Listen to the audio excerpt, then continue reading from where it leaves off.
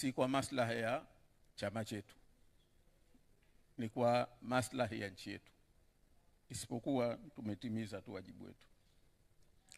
La kwanza tunalolizingatia au tunaloliona ni tunaona kwamba nchi ipo njia panda, inahitaji uongozi.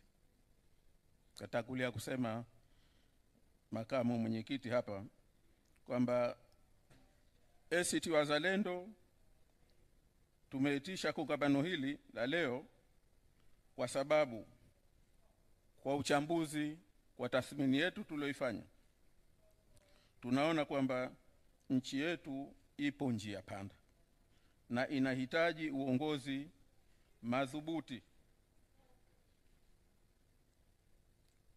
wa kuchagua mwelekeo sahihi wa nchi yetu. Kama alivyowahi kusema mwanaharakati maarufu Martin Luther King kwamba kipimo cha uongozi sio pale mnapokuwa katika amani, katika raha, katika faraja. Kipimo cha uongozi ni pale mnaposimama wakati wa changamoto na mkanganyiko. Na sisi tunaona kwamba nchi yetu ipo katikati ya changamoto kubwa, ipo katikati ya mkanganyiko mkubwa.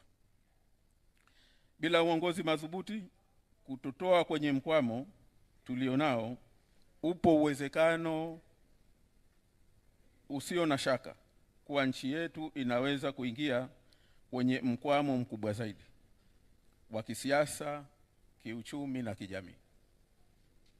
Tuombe Mungu kwamba baada ya yaliyotokea lisitokee tena jingine linalofanana na yaliyotokea. Ikitokea basi tunaamini kwamba mambo yatakuwa magumu zaidi. Na tunasema hivi kwa sababu leo tuna faida moja kubwa sana. Tuna faida kwamba pamoja na yote yaliyotokea, pamoja na wakati mwingine unaonekana labda watu kuna uhasama, lakini faida moja tulionayo katika nchi yetu, bado watu wanaweza kukaa pamoja wakazungumza na kupata mustakabala mwema. Inayosikitisha kwamba pamoja na fursa hiyo, Watanzania na hasa viongozi waliojipa mamlaka ya nchi hii wanaichukulia hii for granted, kama ni kwamba ni jambo la kawaida. Ndio Tanzania yenyewe. Hiyo sio Tanzania. Ni Tanzania iliyojengwa kwenye misingi hiyo.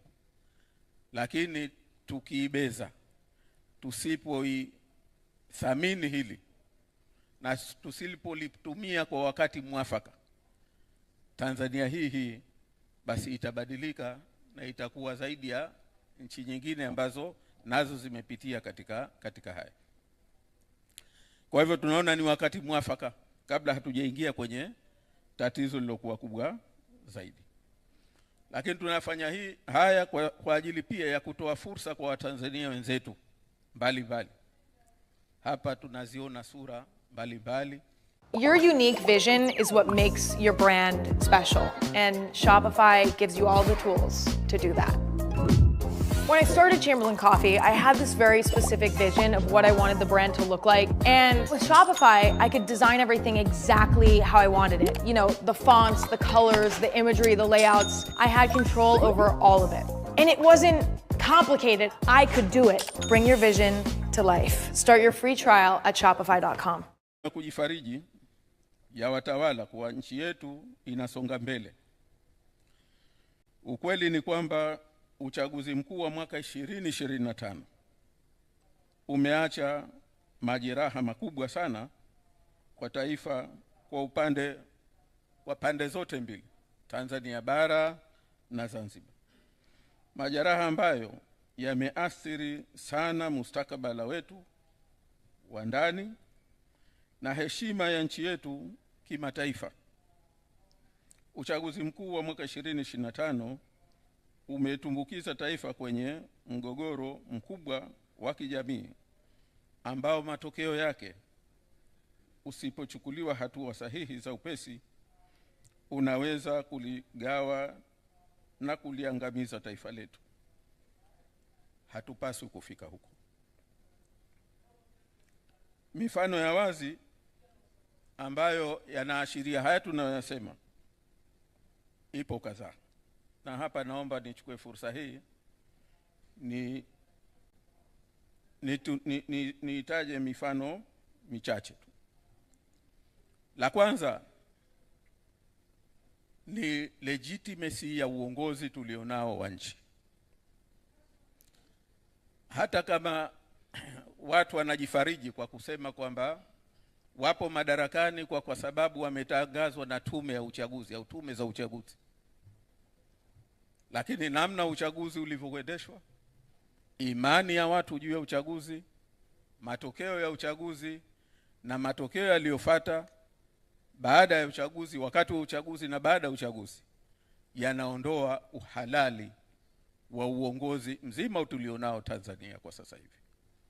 Na hili tukubali kwamba huwezi kuwa na taifa ambalo liko katika hali hiyo na bado mkakaa kimya, mkajidanganya, mkajifariji kwamba mambo yako sawa tu. Hili ni tatizo kubwa sana. Lakini la pili, uchaguzi umeacha simanzi kutokana na mauaji ya mamia ya Watanzania, na hakuna jitihada za relax. Hawajawahi kutuangusha.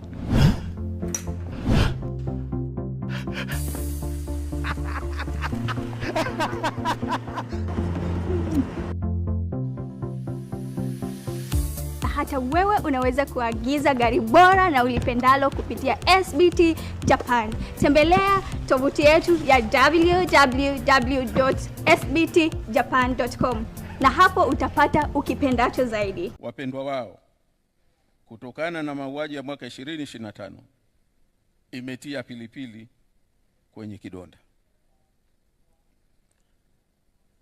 Huu ni ukweli. Sasa ajabu kubwa zaidi ya nchi yetu, kuna watu wanataka hata haya yasizungumzwe.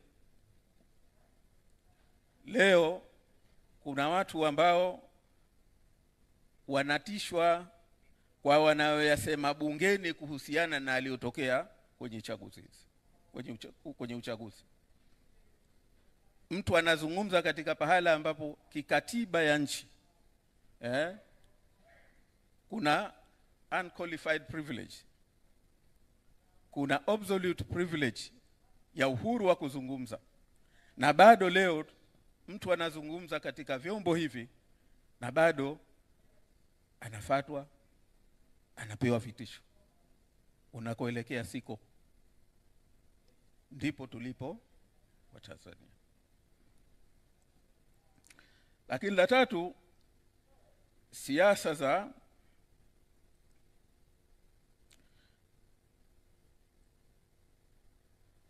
za ushindani wa kidemokrasia zimetoweka na mamlaka ya wananchi kuchagua viongozi imetekwa nyara na watu wachache wanaojipa majukumu hayo.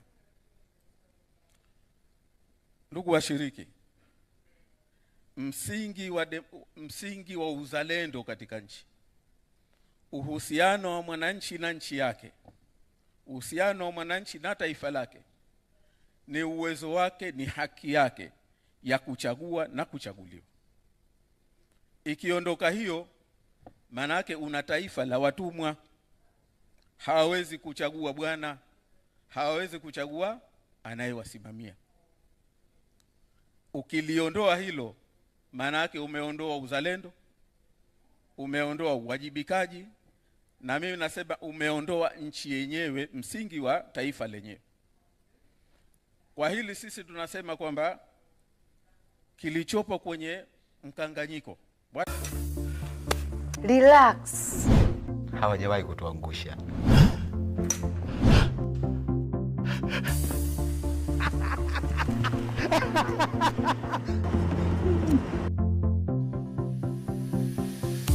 hata wewe unaweza kuagiza gari bora na ulipendalo kupitia SBT Japan. Tembelea tovuti yetu ya www.sbtjapan.com na hapo utapata ukipendacho zaidi. Kutafuta viongozi wanaofaa na wananchi kuexercise haki yao ya kuwawajibisha viongozi wao. Hii ndio inayojenga nidhamu, hii ndio inayojenga taifa. Inapokuwa hiyo imekuwa structurally compromised, hapo unasemaje wewe una taifa? Na unakwenda unasema unapanga dira ya taifa. Liko wapi taifa ambalo unalipangia dira hiyo, wakati msingi wake mkubwa umeondolewa? Leo tumefika pahala hakuna ambaye anajua. Wananchi wanajua sasa kwamba wanaweza akachagua kiongozi wao, na maneno yao wenyewe wanasema asitangazwe, akatangazwa mtu ambaye wanajua kwamba hawakumchagua, wanajua kwamba hawamtaki. Na uwakilishi si swala tu la kwamba yupo lakini ni uwajibika, ndio sauti ya wananchi katika vyombo vyao vya maamuzi. Hilo limeondoka. Lakini jambo la 4, mshikamano wa kijamii umeyumba sana. Tunasema pamoja na utamaduni huu wa Tanzania wa kuwa na mshikamano, kuwa na uvumilivu, lakini kwa aliyotokea katika uchaguzi huu basi umeyumbisha sana mshikamano huu wa kitaifa. Tumeona chuki kubwa ambayo imejengwa, hasira kubwa ambayo iko kwa wananchi.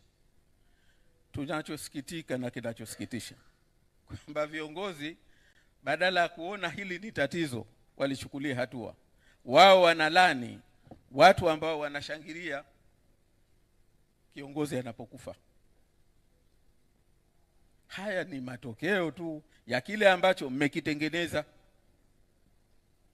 Sasa wakulaniwa ni nani? Ni aliyevuna matokeo au aliyesababisha tukafika?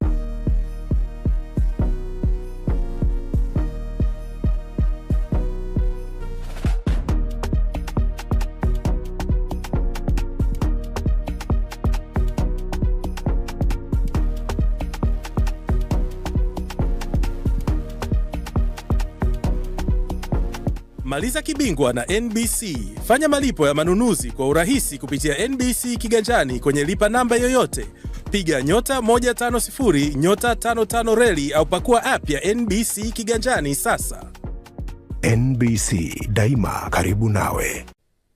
Mwananchi wa kawaida, kuna mtu juzi alikuwa ananitania pale Zanzibar. Anasema hii nchi kwa kweli ni ajabu kupita kiasi, kwamba mwananchi wa kawaida leo masikini ya Mungu, chombo chake kinakamatwa, kinataifishwa, na ndio mtaji wake peke yake wa kupatia maisha. Kinataifishwa kwa sababu kavunja sheria, kaegesha pahala ambapo haparuhusiwi. Lakini aliyekuja kutunga kanuni hizo, anayesimamia sharia hiyo, yeye mwenyewe kachukua jimbo zima kwa kuiba. Kapata uwaziri uliompa mamlaka ya kutunga hizo kanuni kwa njia ya wizi, na hakufanywa kitu chochote. Lakini leo anakuja kutaifisha mali ya maskini mwananchi ambaye kosa lake nini? Kaegesha pahala ambapo haparuhusiwi. Ndio Tanzania ambapo leo tupo.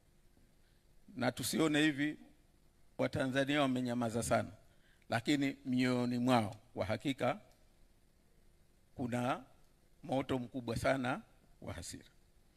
Kwa hivyo kwa ufupi tunasema hayo ndio tuliyoyaona kwamba hapo ndio tulipo kwa ufupi. Naamini kila mmoja na hadithi nzuri hapa, anayo ya kueleza, na ndio madhumuni ya kikao hichi. Swala la kujiuliza, tumefikaje hapa? Tunataka sasa hivi kuaminishwa, na tunaomba sana Watanzania tuliepuke hili, kwamba sasa tunatafuta mchawi. Kuna mchawi mmoja, huyo ndo alotufikisha hapa tulipo.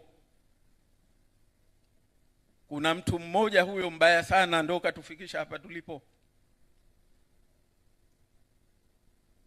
Sisi tunavyoamini kwamba hatujafikishwa hapa na mtu mmoja.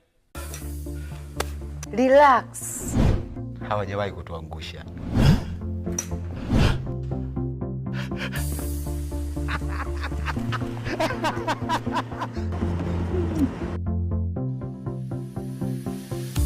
Hata wewe unaweza kuagiza gari bora na ulipendalo kupitia SBT Japan. Tembelea tovuti yetu ya www.sbtjapan.com na hapo utapata ukipendacho zaidi. Sisi tunayaona kama ndio msingi waliotufikisha hapa tulipo. La kwanza, na tunadhani ndio hasa baba au mama wa hapa tulipo, au baba au mama wa tatizo, ni wakati wa kuanzishwa kwa mfumo wa vyama vingi vya siasa. Ni dhahiri kwamba Chama cha Mapinduzi haikukubali mfumo huu wa vyama vingi vya siasa, na sababu kubwa tunayoiona, moja,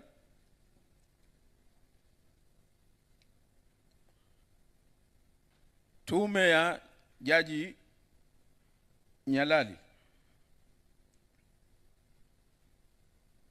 ilikuja na mapendekezo mengi sana, sio tu kuanzishwa kwa vyama vingi, sio tu kuanzishwa kwa sheria ya vyama vingi na kuanzishwa kwa msajili, lakini ilipendekeza kubadilisha the whole infrastructure ya governance ili iendane na mfumo wa vyama vingi vya siasa, kitaasisi, operational, kisheria na hata uendeshaji wa shughuli zake.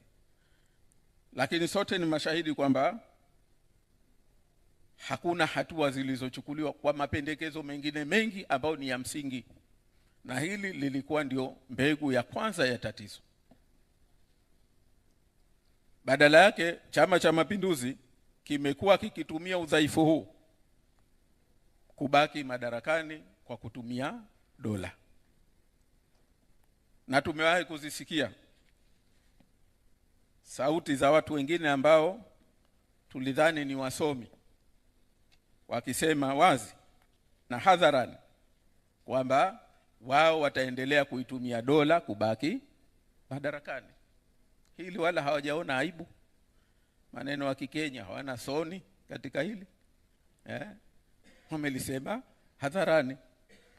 Sasa ukitumia hiyo, maana yake unaanza kutengeneza tatizo. Tanzania sasa hivi imehama kutoka kwenye mfumo wa ushindani. Relax. Hawajawahi kutuangusha.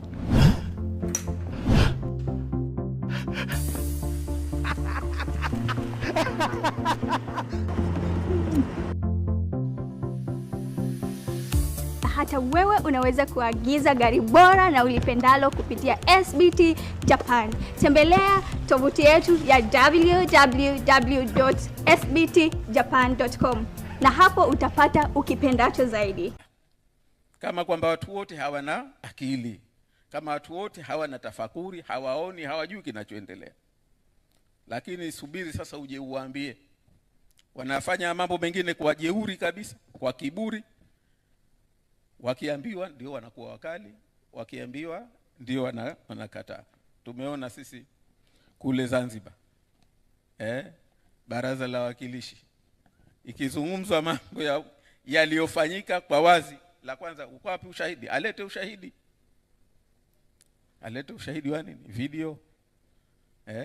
Alete ushahidi wa kitu gani? Na watu, kama utataka eyewitness, maana yake ni kwamba labda utayarishe uwanja wa Amani, ndio wanaweza wakaingia. Lakini kila mtu ni shahidi, pamoja na huyo anayetaka ushahidi vile vile. Lakini ndipo tulipo sasa. Hali hii kwa kweli imewanyang'anya wananchi, imeondoa msingi mkubwa wa taifa ulioelezwa kwenye sura ya 8 ya katiba ya Jamhuri ya Muungano, ibara ya 8 ya katiba ya Jamhuri ya Muungano wa Tanzania, na pia ibara ya 9 ya katiba ya Zanzibar, juu ya haki ya wananchi katika kuendesha nchi yao, kufanya maamuzi na kuchagua viongozi, na kwamba uongozi ni dhamana, sio mali ya kurithi. Nchi hii ni nchi ya republic. Hatujatoka hapo. This is a republic ambapo madaraka yanabaki kwa wananchi. Lakini jambo la tukiangalia katika hili ni kwanza kupuuzwa kwa mapendekezo ya tume ya Jaji Nyalali kama nilivyosema,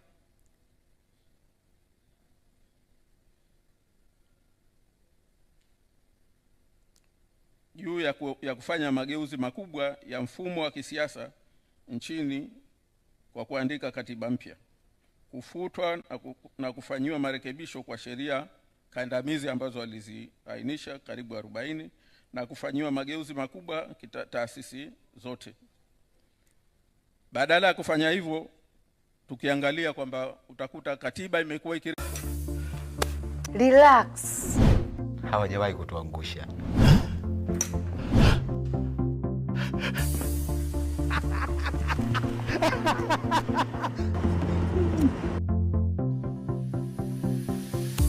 Hata wewe unaweza kuagiza gari bora na ulipendalo kupitia SBT Japan. Tembelea tovuti yetu ya www.sbtjapan.com na hapo utapata ukipendacho zaidi. Hiyo. Lakini nchi hii mpaka preamble imefanyiwa marekebisho. Badala ya vifungu 95 leo tuna vifungu 152. Sheria ya msajili wa vyama vya siasa ilianza na vifungu 19. Leo sheria ya vyama vya siasa ina vifungu 47. Umekuwa msaafu labda na Biblia umeuchanganya kwa pamoja. Lakini hakuna kile bora zaidi. Lakini jambo jingine ni kuzimwa kwa sauti ya umma, the will of the people, kwenye chaguzi zote kuanzia mwaka 95 hadi mwaka 2025. Kilichojitokeza mwaka 2025 si kwamba kilikuwa bahati mbaya. Haya yalikuwa ni maandalizi ya muda mrefu. Tumeyaona kwa upande wa kule Zanzibar, tuliona 2015. Na mimi nakumbuka wakati 2015 baada ya uchaguzi niliwahi kuhojiwa na Channel 10. Nikasema haya yaliyotokea Zanzibar yajecha kufuta uchaguzi chini ya kusindikizwa, yakija kitokea Tanzania bara itakuwaje? Nilisema maneno yao 2015. Sometimes you don't want to be proved right. Na ni katika mazingira kama haya kwamba exactly 10 years after that tumeyaona kwa scale ambayo imetokea, na nadhani wala sio 10 years. 2020 tulianza kuyaona, 2025 ndio yamefurutu ada. Jambo jingine ni kukithiri kwa vitendo vya vyombo vya dola kuingilia uchaguzi na siasa kwa ujumla wake kwa manufaa ya Chama cha Mapinduzi. Na jambo la 4 ni kuongezeka kwa mbinyo wa uwanja wa siasa na kiraia, yani shrinking. Relax. Hawajawahi kutuangusha.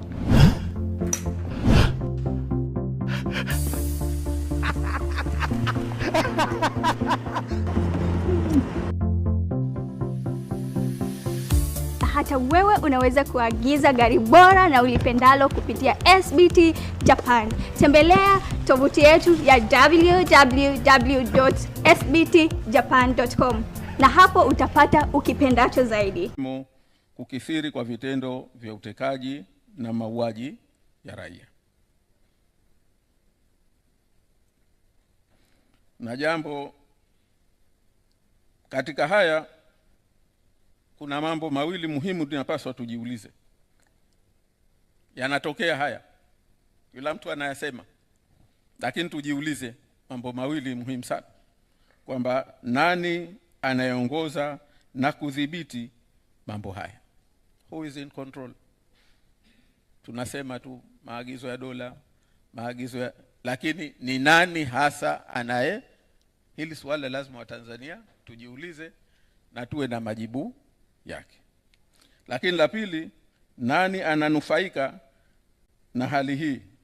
Swala hili ni muhimu kwa sababu kwa maoni yetu, ingawa kwa nje CCM inaonekana kuwa inanufaika, ni mnufaika mkuu, lakini uhalisia wa mambo ni kwamba hata CCM yenyewe kimekuwa mateka na kuathirika na mfumo huu uliopo. Waswahili wanasema mchimba kisima huingia mwenyewe. Sasa sisi tunavyoiona haya, tunayoyaona ni matokeo ya mfumo huu ambao upo katika nchi yetu. Na mimi niliwahi kumuuliza kiongozi mmoja mkubwa wa Chama cha Mapinduzi, sijui alikuja kama alipotea, nikamshtukia amekuja nyumbani kwangu tu. Sasa sikumuuliza, maana hata na mwenyewe naona kama alishindwa kujieleza hasa kaja kutafuta kitu gani hii baada ya uchaguzi. Lakini nilimuuliza masuala mawili tu. Nilimuuliza, hii ni project ya CCM? Hayo yote mnayoyafanya? Lakini akanyamaza kimya.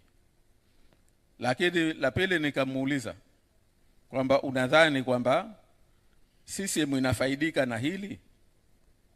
CCM kama chama, au kuna watu tu wanafaidika na hili? Na la tatu nikamuuliza pia kwamba mimi ninachotaka kujua, kwa haya yote mnayoyafanya, nia yenu, dhamira yenu, mnataka tuende wapi nchi hii? Mnataka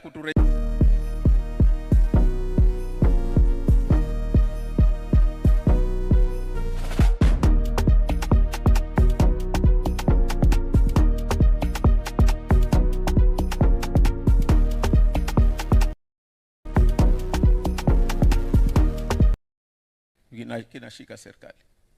Lakini bahati mbaya kupata majibu ya haya yote. Kwa hivyo haya ni masuala lazima tujiulize, na nadhani wajiulize pia hata na Chama cha Mapinduzi katika hili. Baada ya kuyazungumza hayo, tujiulize kwa ufupi kiini cha vurugu na uchaguzi kuvurugwa, uzoefu wa ACT Wazalendo katika uchaguzi. ACT Wazalendo ndio chama pekee cha upinzani kilichoshiriki uchaguzi mkuu 2025 na kusimamisha wagombea takriban nchi nzima na kufanya kampeni Tanzania bara na Zanzibar. Hivyo ni sahihi kusema kuwa ACT Wazalendo kina uzoefu mkubwa zaidi juu yaliyotokea katika uchaguzi huo. Ninaomba kutoa kwa uchache uzoefu tuliopata. Kwa upande wa Tanzania bara, uchaguzi wa 2025 kwa Tanzania bara kama ilivyokuwa kwa Zanzibar, hakukuwa na uchaguzi bali ni upangaji wa matokeo. Vyombo vya dola kwa kushirikiana na tume ya uchaguzi, niite tume huru ya uchaguzi, na Chama cha Mapinduzi viliamua nani atangazwe kuwa mshindi, nani asitangazwe kuwa mshindi. Hivyo msimamo wetu ACT Wazalendo ni kuwa mwaka 2025 hakukuwa na uchaguzi ambao unaweza ukaitwa kuwa ni huru, haki na wa kuaminika. Miongoni mwa mifano ambayo tunapenda kushare na nyinyi ni kama ifuatayo. Kwanza ni kuenguliwa kwa mgombea wa urais wa Jamhuri ya Muungano wa Tanzania, ndugu Luhaga Johnson Mpina, yupo mbele yangu hapa. na wagombea ubunge 54 wa ACT Wazalendo. Hayo ndio yaliyotokea kwa sababu mbalimbali. La pili, uchaguzi kutokufanyika kwa sehemu kubwa ya majimbo kama vile Ubungo, Kibamba, Kinondoni, Kawe, Ilemela, Nyamagana na kadhalika. Lakini matokeo ya mwisho yakatangazwa pamoja na kwamba hapakuwa na uchaguzi. La tatu, mauaji ya mamia ya wananchi walioandamana siku ya uchaguzi na siku zilizofuata.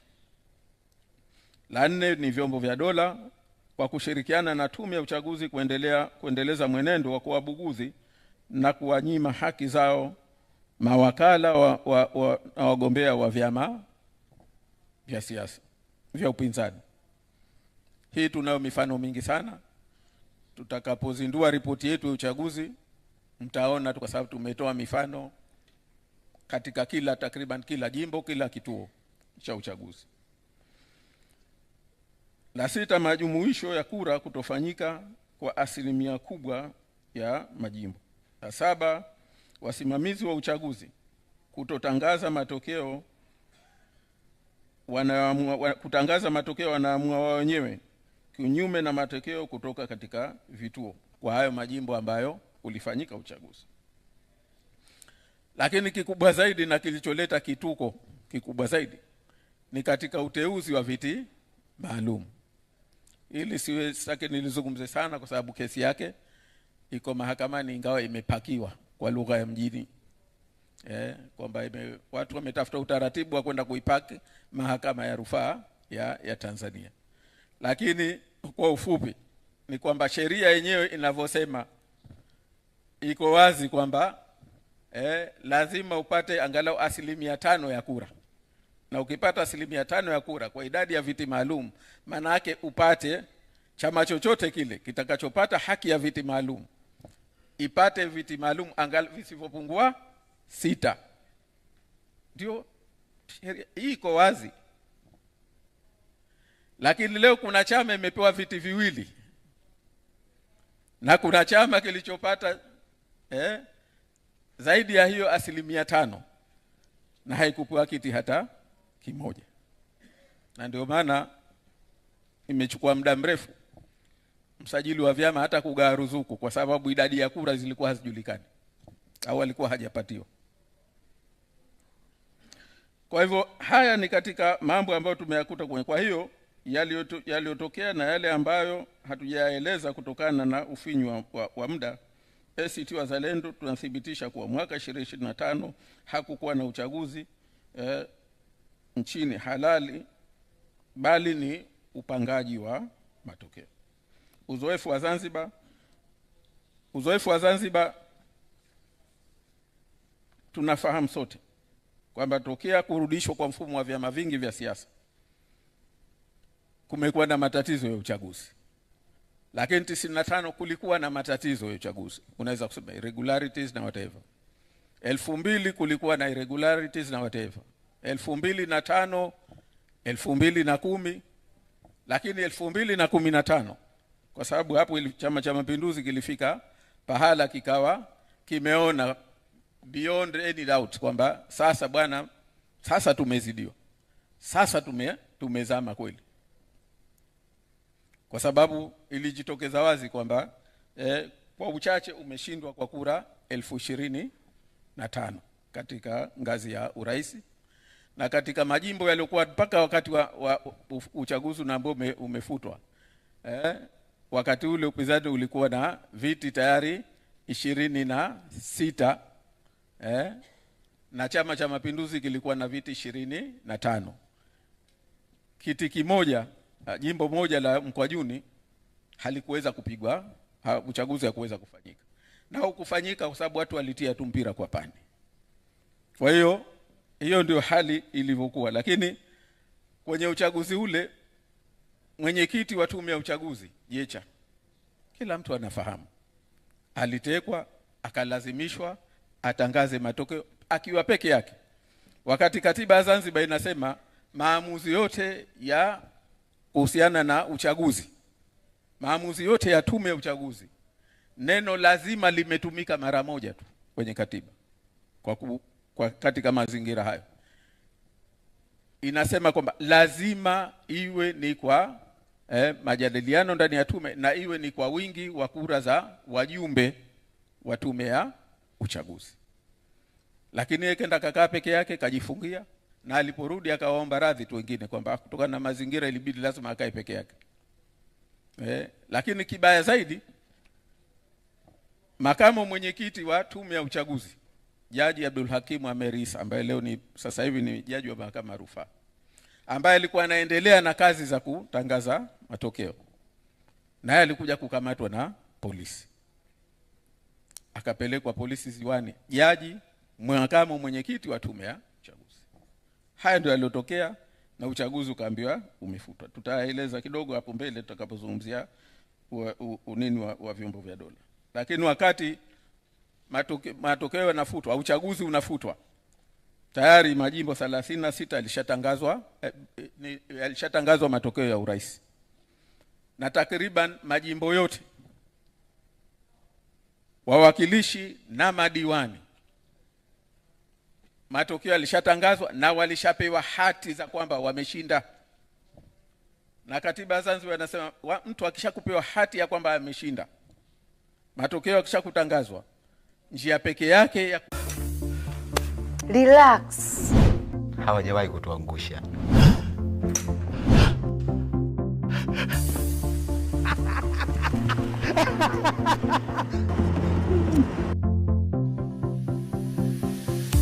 Hata wewe unaweza kuagiza gari bora na ulipendalo kupitia SBT Japan. Tembelea tovuti yetu ya www. Smile na wewe. Lakini bado uchaguzi ukaambiwa umefutwa, na pamoja na mazungumzo, lakini mwisho ukaitishwa uchaguzi mwingine wa 2016. Hiyo ndio yaliyotokea 2015. 2020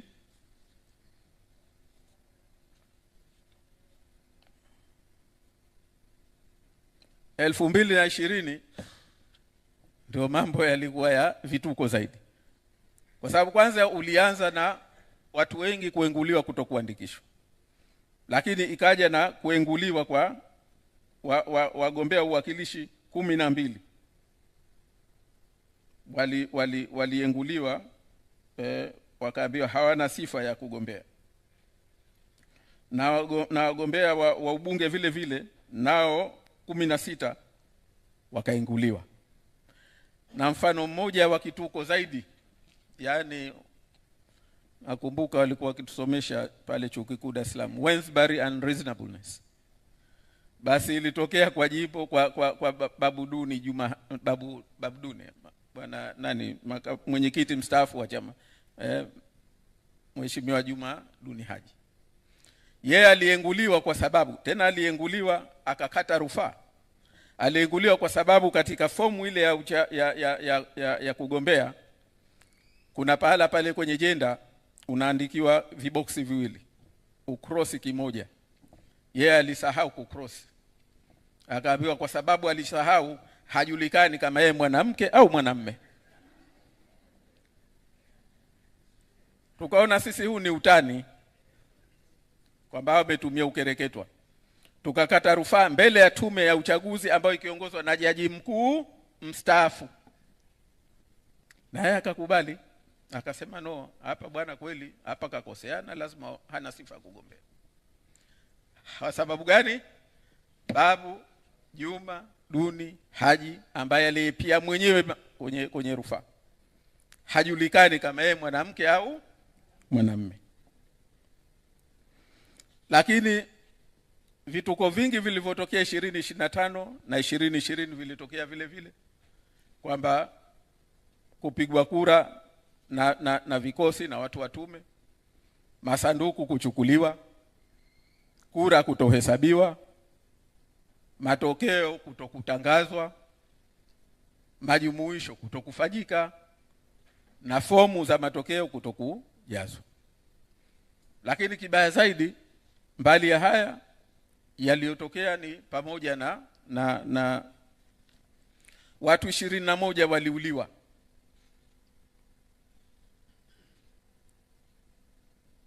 Na bahati nzuri labda haikuundwa tume kama Jaji Chande. Maana hawakuambiwa kwamba wao wamefadhiliwa wala wamefundishwa wala, na bahati mbaya serikali yenyewe haikufanya leo hivi tunavyozungumza, watu 21 waliokufa katika nchi, serikali haina taarifa ya hata mtu mmoja katika hao. Ni nani alikufa, sababu ya kifo, hakuna taarifa zao. Kwa hivyo wao waliingia nchini, lakini exit yao serikali haina taarifa juu ya raia wake 21.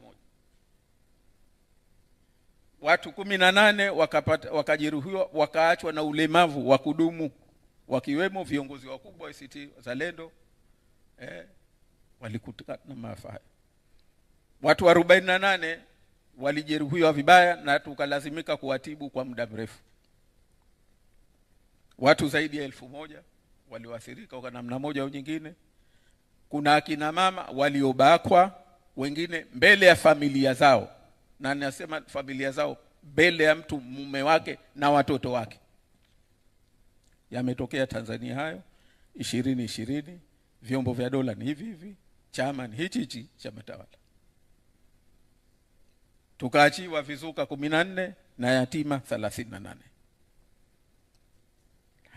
Hakuna taarifa ya serikali. Serikali haikuchukua hatua yoyote katika hilo. Hayo ndio yaliyotokea 2020. Na hatimaye Chama cha Mapinduzi kikachukua majimbo yote, ikaacha majimbo 4 ya uwakilishi, majimbo 4 ya ubunge, na 80% takriban ya kura za urais katangazwa, na mtu akarudi akawashukuru wananchi kwa kumchagua kwa kura nyingi kwa kishindo. Tena maneno haya nasema msikitini. 2025 hakukuwa na tofauti na yaliyotokea, sitaki nirudie tena, lakini almost yaliyotokea 2020 yalikuwa sophisticated tu 2025. Sophistication yenyewe iliyotokea ni kwa watendaji wa tume kupiga kura wanazotaka, mchana kweupe, mbele ya askari polisi, mbele ya kila mtu anaona.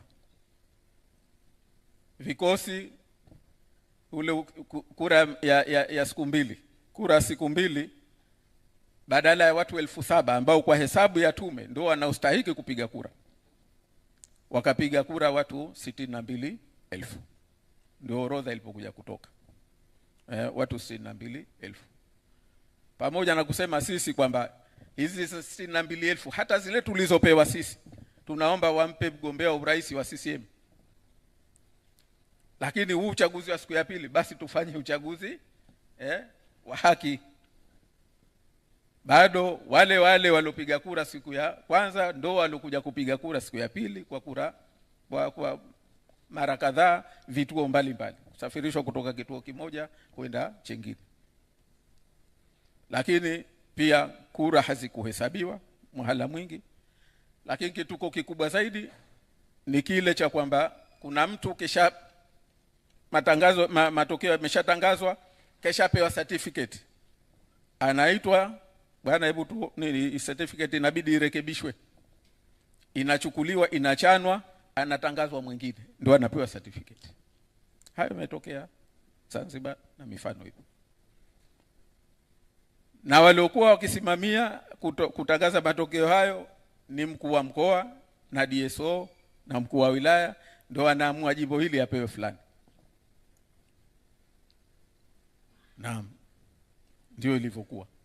Na wengine tunao ushahidi kwamba wapo DSO ambao walichukua fedha si chini ya milioni 10 kumpa mtu jimbo. Kuna wengine mpaka leo, mimi binafsi nazo message ya mmoja katika wagombea CCM, ananiambia mjomba, ondoa mkono wako nipewe jimbo. Nasikia wewe ndio umezuia nisipewe jimbo, lakini ukiondoa mkono wako tu mimi natangazwa. Kadea kunitumia mimi ujumbe. Hiyo ndio hali tulivyokwenda. Matokeo ya urais, mimi mpaka leo mgombea urais, lakini sina official result ya urais, na sheria nataka nipewe, lakini mpaka leo sijapewa kwa sababu hayakuhesabiwa. Hakuna fomu rasmi zilizojazwa, hakukufanyika majumuisho. Kwa hivyo wakaamua wenyewe kujaza wanazotaka. Kura za ziada ziko nyingi sana tu. Maana sheria mkuu wa chama hapa ana ushahidi wa hayo, kwa sababu naye mwenyewe alikuwa mgombea. Bahati nzuri tu ushahidi ukaufikisha mpaka kwa mwenyekiti wa tume. Lakini kibaya zaidi ambacho mimi naomba nikizungumze. Relax. Hawajawahi kutuangusha.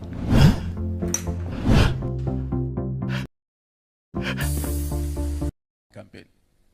Mmoja katika viongozi wakubwa wa CCM Zanzibar alimfuata mmoja katika viongozi wetu senior akimtaka kwamba ahame ACT Wazalendo akagombee urais kwa tiketi ya CUF, akimpa ahadi ya kwamba watahakikisha watampa kura za kutosha atangazwe yeye kwamba ndio mshindi wa pili ili aje awe makamu wa kwanza wa rais, na ahadi ya shilingi bilioni 2 na kiwanja chenye thamani isiyopungua dola milioni 1.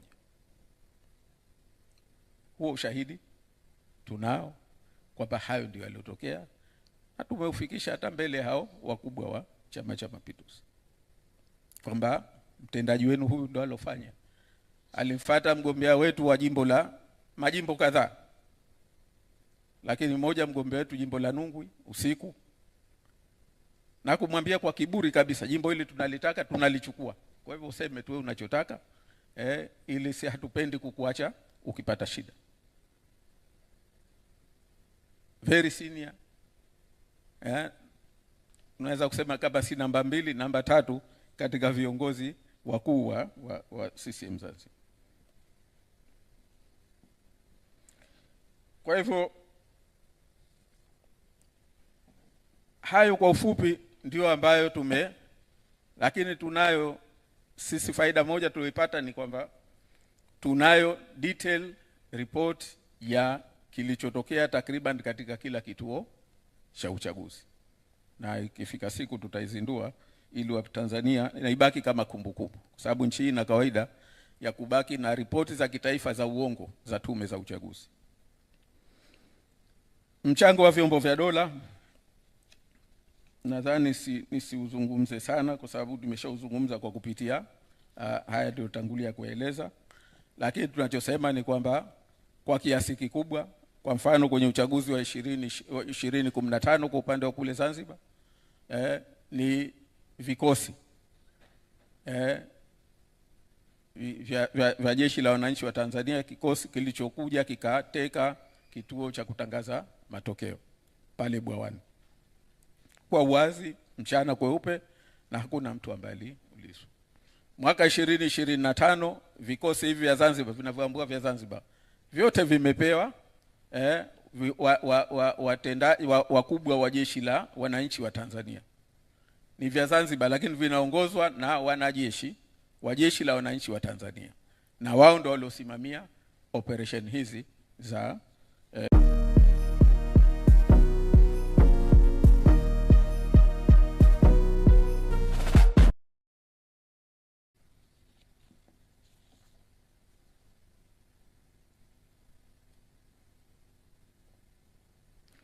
na matokeo yake kwa kule Zanzibar utakuta kwamba kuna kituko chengine kikubwa katika majimbo karibu 6. Mbunge ni wa CCM, mwakilishi ni wa ACT Wazalendo. Katika siasa ambayo maana hizo ndio absurdities ambazo nyingi zipo katika kwamba kwenye jimbo hilo hilo mbunge CCM, mwakilishi wa Chama cha Mapinduzi, kwa sababu nia ilikuwa ni kuvichukua viti vyote vya ubunge vya uwakilishi vibakie 4 kama vilivyokuwa 2020. Kwa hivyo ndio maana kule viti vya ubunge vimebaki 4. ACT Wazalendo za Unguja, kisiwa chote cha Unguja, majimbo 32 haikupewa hata kiti cha udiwani. Sasa hicho ndio kituko ambacho kimetokea. Wakati 2015 chama au upinzani ulioshinda kwa viti 27, lakini mwaka huu uliopita basi hata kiti cha udiwani, na Pemba ubunge viti 4, uwakilishi viti 10. Kwa nini Zanzibar? Watu wengi haizungumzwi hii kwamba kwa nini Zanzibar imebaki salama, angalau imebaki kimya. Lakini kwa ufupi mimi niseme kwamba ndugu zangu, haikubaki, maana wenzetu tunawasikia wanajinadi, wanajilabu kwamba na wanapongezana kwa kufanya uchaguzi kwa njia ya amani. Lakini amani yenyewe ndio hii tulioionyesha. Kikubwa ni kwamba sisi baada ya kushauriana, sisi wa chama cha ACT Wazalendo, baada ya kushauriana tukasema Zanzibar watu wameuliwa vya kutosha. 2025 2020 tumezika hao wengi, na hakuna hatua yote, hakuna mtu aliyopiga kelele, si taasisi ya dini, si chama cha siasa, si taasisi ya kimataifa kuhusiana na mauaji yale ya Zanzibar 2020. Tukasema this time able to spare roho za hao watu. Kwa tukachukua juhudi kubwa kuwasihi, kwa sababu this time walikuwa charged kupita kiasi. Tuliona ile hasira ingeleta maafa makubwa sana kama watu wangeamua kuchukua hatua. Na kwa kweli sisi tuwashukuru sana viongozi wetu wa mikoa kwa Zanzibar. Walifanya kazi kubwa sana kusimamia maagizo ya chama ya kuwaambia watu kwamba hawa watu hata mkiwakuta wamefanya kitu gani, waachieni. Ndio lililoibakisha niseme mimi Zanzibar kwa salama. Lakini hiyo ndio hali usema kweli iliyoiepusha Zanzibar na maafa makubwa. Na mimi hapa niseme hadharani kwamba tuwashukuru baadhi ya watu ndani ya hivyo vyombo mbalimbali, hasa polisi na vikosi vya SMZ, ambao na wao kutokana na hali walioiona inakwenda wakatusihi, wakatupa usara, wakasema jitahidini mara hii msipochukua hatua, yani maafa yatakuwa makubwa sana, kwa sababu mmeletwa vijana hawajawahi kushiriki kwenye jambo lolote la umma. Katoka kambini JKT, kapewa silaha, nenda kwenye hili, na instruction alionayo kiongozi wake, ndio hayo yaliyotokea hapa Tanzania bara. Na kwa kweli walipokosa wakuua kule, ndio wakapandishwa ndege wakarejeshwa huku. Ndio yaliyotokea, huo ndio ukweli. Ndege usiku, watu wakarejeshwa, wakarudi Tanzania bara. Kwa hiyo matokeo ya yote hayo ndugu zangu, kwamba tumeona kwamba hali ilivyokuwa, nimalizie mimi kusema kwamba katika hali hii iliyosafa, iliyopata maafa, sio tu kwamba ni siasa au vyama vya siasa iliyopata maafa, na hali ilivyo kwa ujumla wake. Moja ni kudhoofishwa kwa miundombinu ya demokrasia na utawala bora. Yote yaliyofanyika katika viwanja vya siasa na uchaguzi yamewezekana na yanaendelea kwa sababu ya hatua za makusudi za kudhoofisha taasisi za demokrasia na utawala bora katika nyanja zote. Kuanzia mahakama tunayaona, sisi tumefungua petition kule, tumefungua kesi hapa, tunaziona zinavyoendeshwa, kila mtu anafahamu. Bunge na baraza la wakilishi tunayaona yanayotokea. Vyombo vya habari, vyama vya wafanyakazi, sijui kama mtu anajiuliza vile vingalipo vyama vya wafanyakazi nchi hii. Maana yake vilikuwa active hata ule wakati wa chama kimoja. Ndio kina Profesa Shivji alikuwa busy kufungua kesi mahakamani kutetea haki kupitia hivi vyama vya wafanyakazi.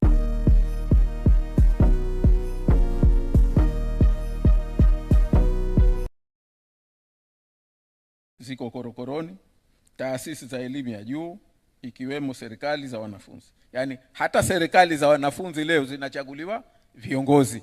Nani awe kiongozi wa serikali ya wanafunzi? Wasanii mpaka uwe chawa ndio unaweza ukafanya kazi kwa uhuru. Vyama vya ushirika na vikundi vya wakulima, nyingi ya taasisi hizo sasa zimejazwa uchawa. Udhibiti wa taasisi hizo umekuwa mkubwa sasa kuliko hata wakati wa chama kimoja.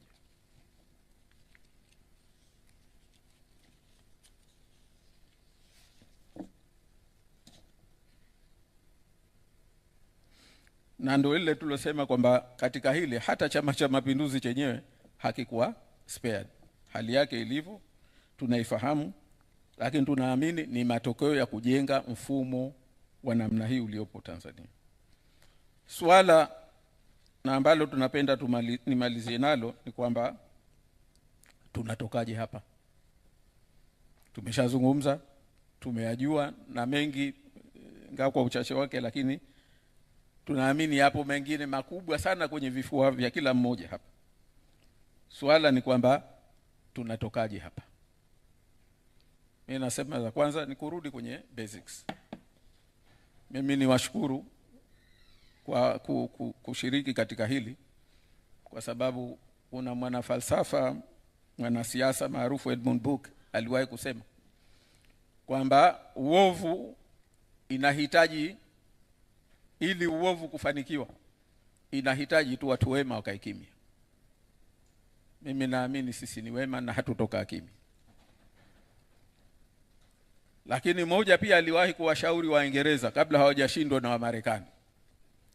Aliwaambia, a nation is not governed which is to be perpetually conquered. Na sisi Tanzania tulivyofika ni kwamba our nation is being conquered each and every time, again and again. Ndio tunavyokwenda sasa hivi, kwamba nchi hii is not being governed. Nchi hii sasa hivi is under conquest, is being conquered through constitutional framework. Ndio tulipo, ndio tafsiri ya chaguzi tunazozifanya. Sasa tunajiuliza tutaishi hivi mpaka lini? Na haya taasira yake haiko tu kwa siasa, haiko kwa vyama vya siasa, lakini iko kwa taifa lenyewe. Leo Tanzania tumebaki kama vile ni simba which is preying on rats and rabbits. Yaani Tanzania na ukubwa wake huu, lakini tupo tunahangaika inawinda panya na visungura, kwa sababu tumejishusha, tumefika hapa. Hatuwezi kuonesha usimba wetu kwa sababu tunakula panya. Simba anayekula panya anaweza kuwa na nguvu ya ndio tulivyojishusha sasa hivi. Kwa hiyo hata uchumi wetu leo tukizungumza ufisadi ni matokeo ya mfumo huu ambao tumeujenga kwa muda mrefu, na kuna watu wanataka huu tuendelee nao. Kuna watu wana hasira tukiyazungumza haya. Hii ni haki yetu. Huu ni wajibu wetu. Lazima tutasema, tuzibe kwa kiatu, tuzibe kwa mkono, tuzibe kwa lakini hii ni wajibu wetu, na tunaomba Watanzania kwenye hili tusichoke. Vyama vinakuja na kuondoka. Kwa hiyo la kwanza sisi tunaloamini kwamba tutaweza kutoka hapa kama tutarudi kwenye basics. Na la kwanza ni kwamba hakuna maridhiano bila ya ukweli, haki na uwajibikaji. Ndio uzoefu wa dunia. Walioingia kwenye migogoro hivi walitoka walipoamua kwamba sasa tunahitaji kutoka. Na walitoka kwa kupita njia hiyo hiyo ya kwamba ukweli kujulikana, ukasemwa kwa uwazi, ili kujua nani anawajibika, awajibishwe, ili kurekebisha makosa ambayo yametokea.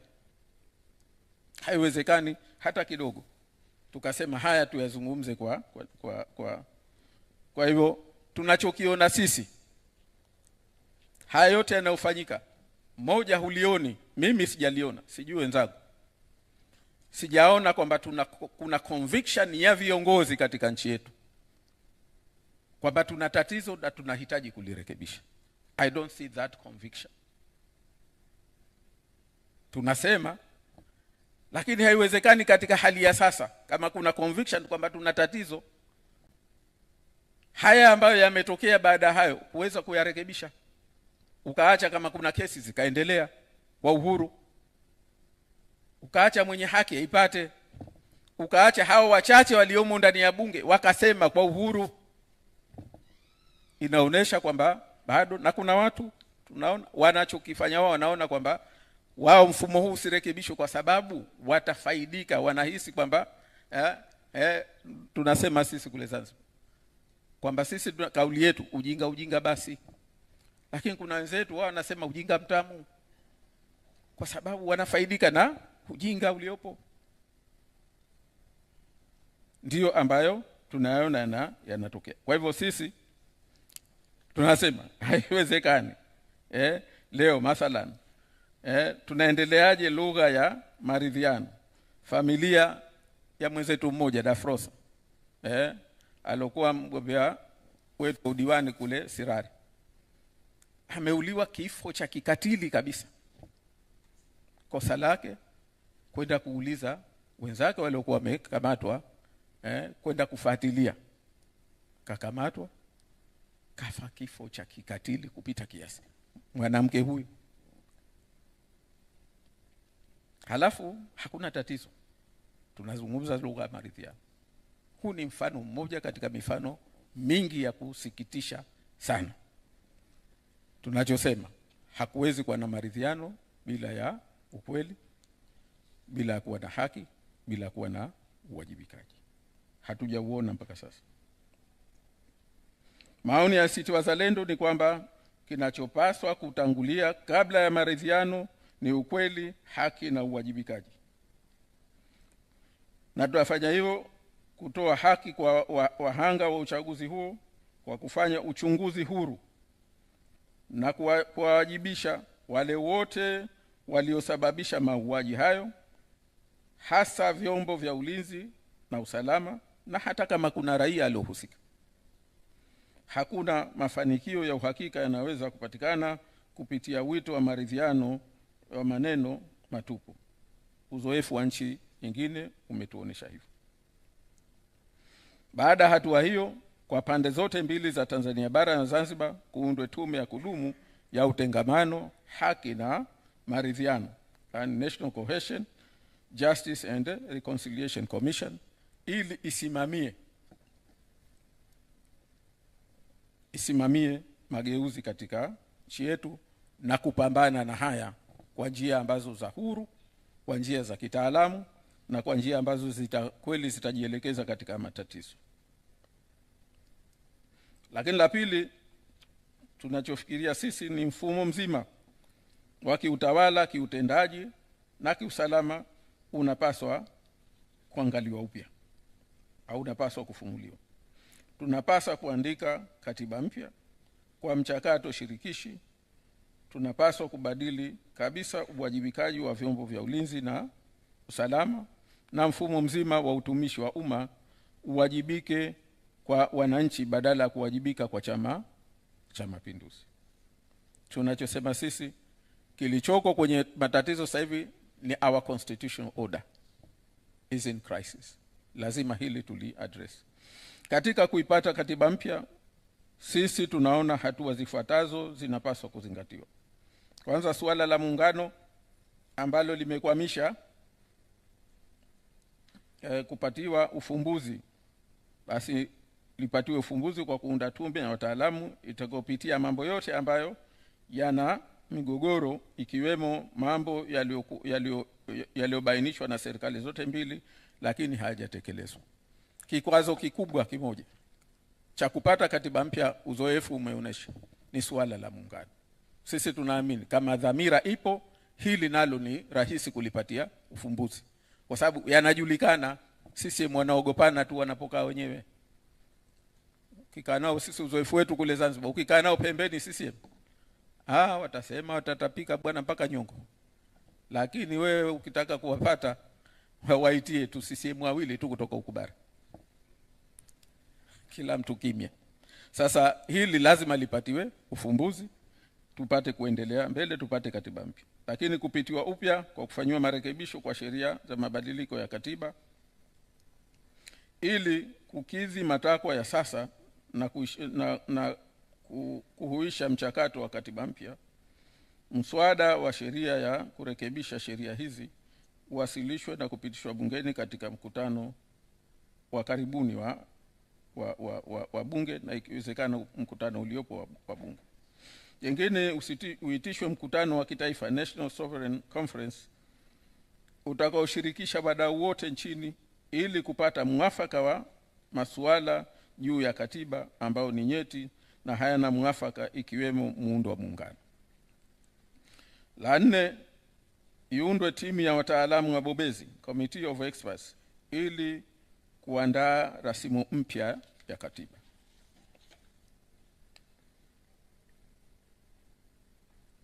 Na 5, iitishwe kura ya maoni, referendum, ili wananchi waamue kukubali au kukataa rasimu ya katiba inayoandaliwa.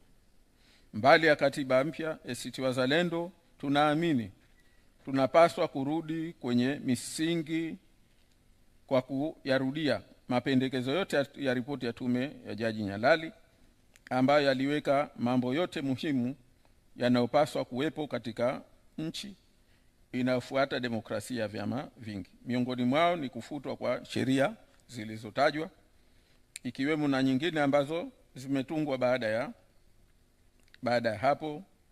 Ziangaliwe na sheria nyingine kandamizi za ziada zilizotungwa baada ya 92, kama sheria ya makosa ya mtandao, sheria ya takwimu, sheria ya huduma za habari, sheria ya vyama vya siasa, hasa mabadiliko yake makubwa ya 2019 ambayo yamempa madaraka makubwa msajili wa vyama vya siasa, na sheria ya tume huru ya uchaguzi. Nchi hii inachekesha sana. Tumepigania uhuru mpaka tumeupata. Hapakuwa hasa na sheria ya vyama vya siasa. Kule Zanzibar sheria ya vyama vya kusajili vyama imetungwa Disemba mwaka 1963. Siku chache kabla ya mapinduzi. Lakini harakati zote hizo zimeendeshwa vyama vya siasa vikiwa vimesajiliwa polisi tu na kusajiliwa ile Board of Trustees basi. Lakini leo tuna sheria msajili wa vyama, tuna wasajili wengi nchi hii. Tuna msajili wa makampuni ambaye anaendesha very sensitive institutions, lakini hana mamlaka, hata robo ya mamlaka alionayo msajili wa vyama vya siasa. Yani kama kwamba hivi vyama vya siasa ni vya kwake mwenyewe, sio za wanachama. Kufutwa na kurekebishwa kwa sheria kandamizi,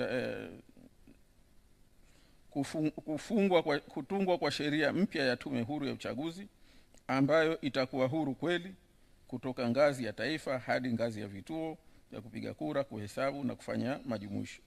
Badala ya sheria, hatua za uundaji wa tume huru zianze mapema kabla ya uchaguzi ujao. Sasa hivi Watanzania wengi tumekuwa fixed kwamba uchaguzi ujao ni 2030.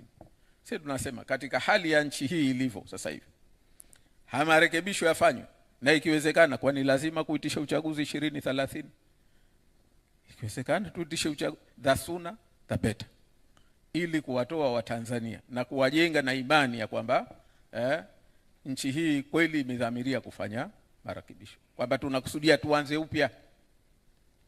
Ndio tunavyoiona sasa hivi. Tumelishwa na kila mtu tunaimba kwamba uchaguzi wa 2030. Sisi tunaomba Watanzania watafakari katika hilo.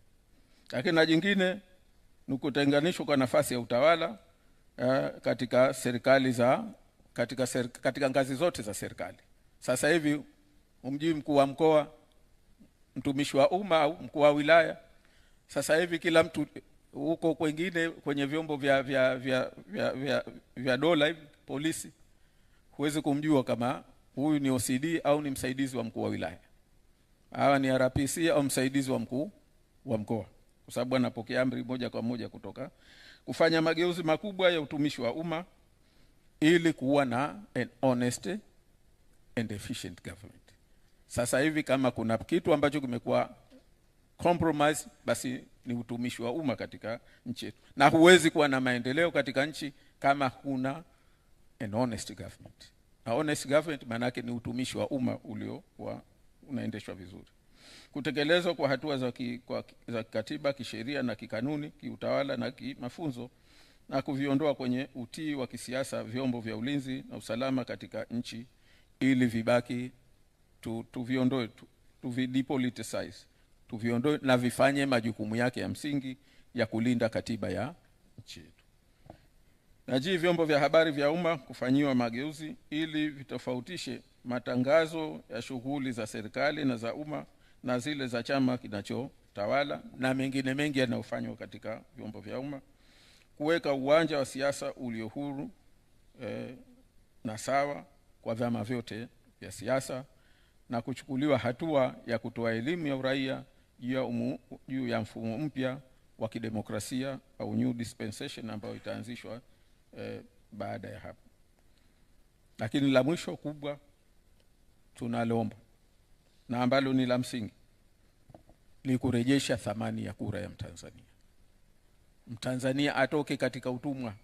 Nchi hii irudi mikononi mwa Watanzania wenyewe kwa kuwachagua viongozi wao kuheshimu katiba ya nchi, kuheshimu sheria za nchi na kuwajibika kwa wananchi. Hili ni jambo la msingi ambalo linahitajika. Hatua zote hizi nilizozitaja hapa zinahitaji muafaka wa kitaifa tutakaopeleka mbele kwa pamoja kama taifa. Kwa hivyo tunahitaji kuanzisha jukwaa la majadiliano ya kitaifa litakaloongozwa kwa misingi tuliyoitaja ya ukweli, haki na uwajibikaji ili kukubaliana juu ya namna bora ya kuzifikia hatua hizo. Ndugu washiriki, kwanza niwashukuru sana kwa muda wenu wote kusikiliza kwa umakini, naamini. Lakini la msingi, sisi tumechukua hatua zote hizi, tunaamini ni kwamba tumeanza tu. Nchi hii